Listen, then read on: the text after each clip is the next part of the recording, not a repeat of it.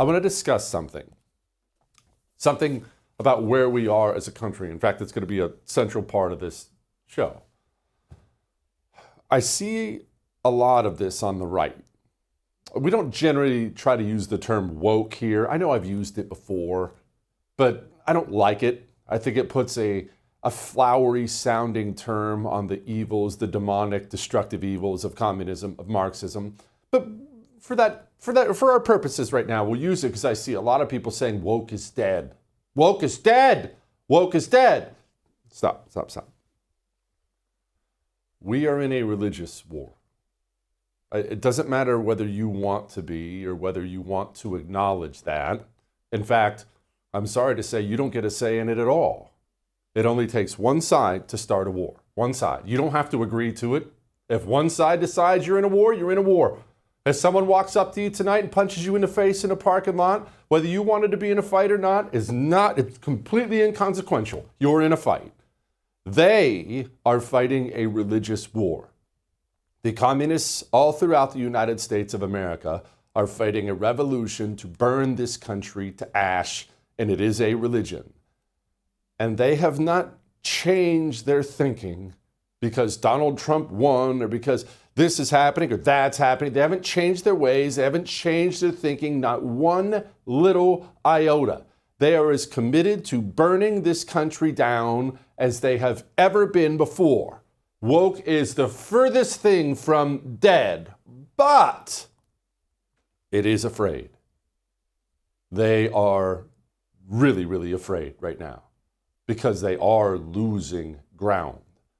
Now, what does that mean for us? Here's what it means, because there's a big mentality shift in we won versus, okay, we're gaining ground.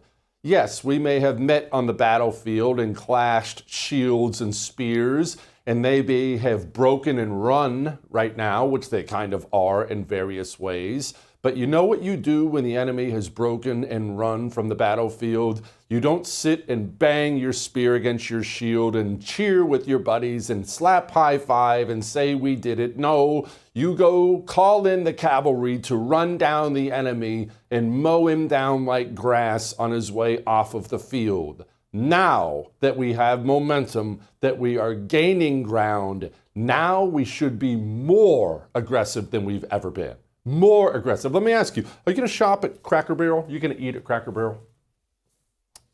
Cracker Barrel for me, I loved it. Well, specifically, my wife loved it. I'm more of a Waffle House guy. I have a harder time getting her into Cracker Barrel, but I love me some Cracker Barrel. I haven't been in a few years. Why? They went all in on the Pride Month stuff. Rainbow rocking chairs, all that stuff. Cracker Barrel just changed their logo. They got rid of the barrel and they got rid of the cracker.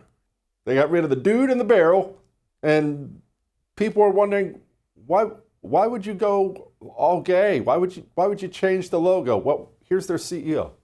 Honestly, the feedback's been overwhelmingly positive that people like what we're doing. I'll give you another soundbite. I actually happened to be in Orlando last week with all of our managers. We bring them together and every other year.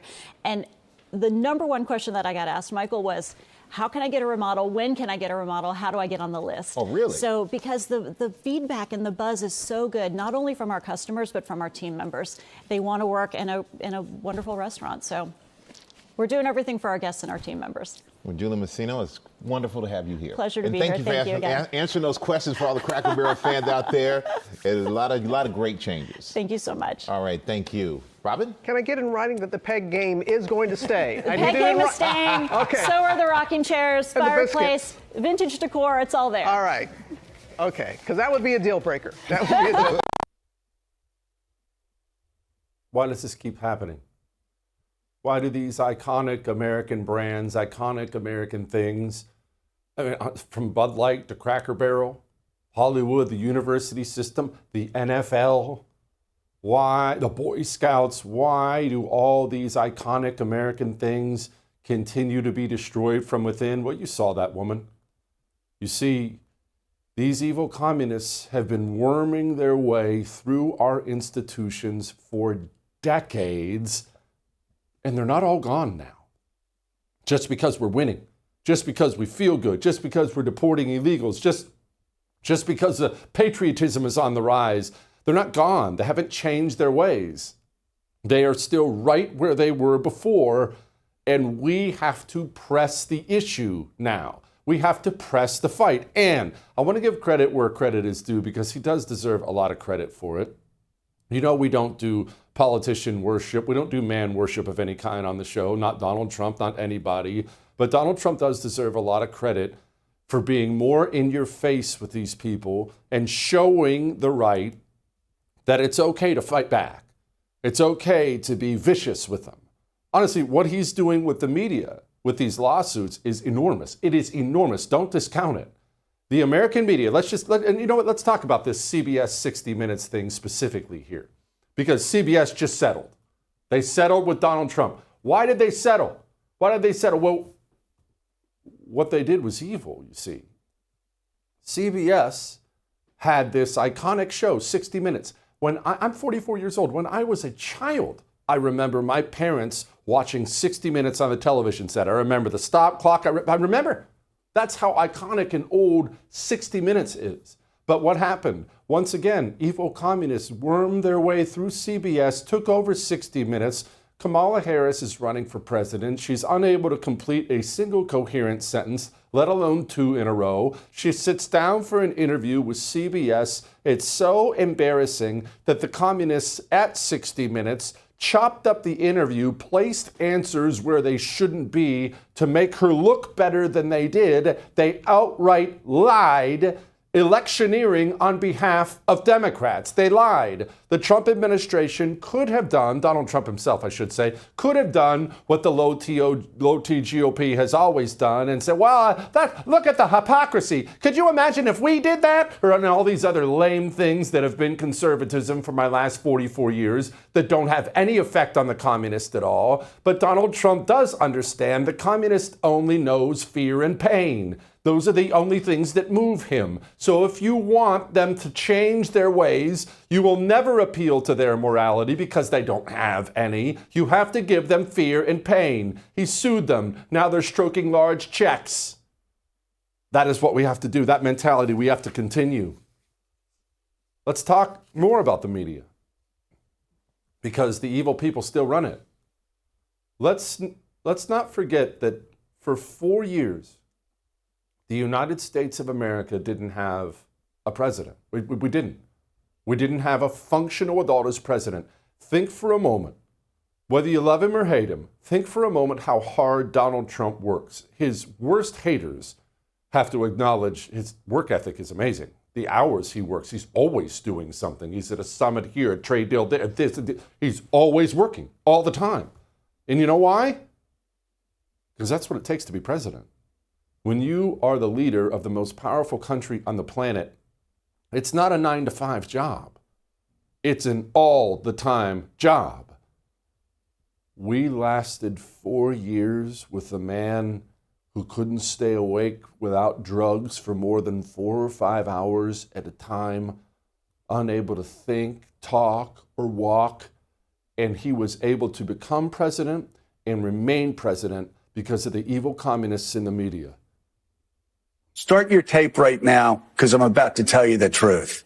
And F you if you can't handle the truth. This version of Biden is the best Biden ever. Have trouble walking sometimes? Yeah, so did FDR. He wanted GD war. But he's totally focused. He's very sharp. They say he's sharp in meetings and so on. Very lucid, very well informed. Biden is stately and he comes with gravitas. There hasn't been, as far as I know, a single claim that Biden made a mistake. Ageism is an issue. Americans have a rich history of holding people's physical characteristics against them. Okay, you can ask African Americans. He's older.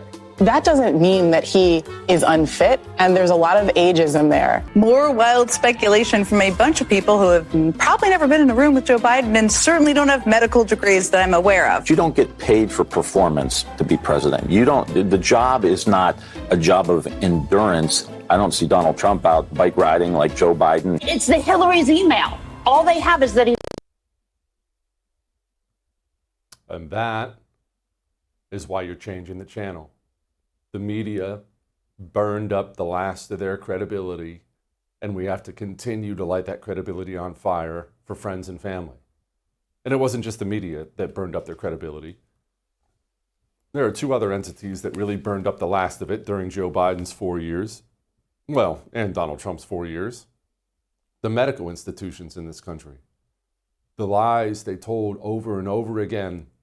Lies they repeated because they insisted that you had to inject yourself with some experimental vaccine.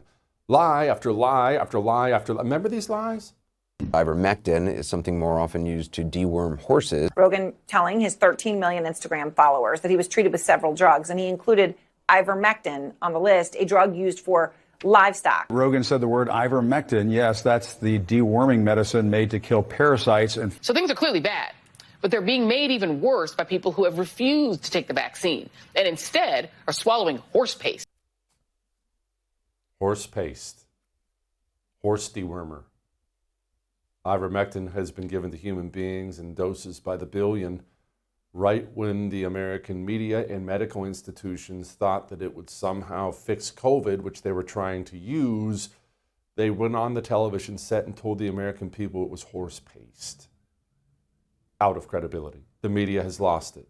Medical institutions have lost it. And finally, and this is such a blessing, how long in your life have you had to endure the endless race communism from the fake civil rights grifters in the United States of America? I'm oppressed because I'm black. Kill Whitey. All this other crap. Every single day there's some new scumbag on TV defending the indefensible, attacking this country, attacking our institutions, attacking our history day after day after day after day. And don't get me wrong, all those people are still there.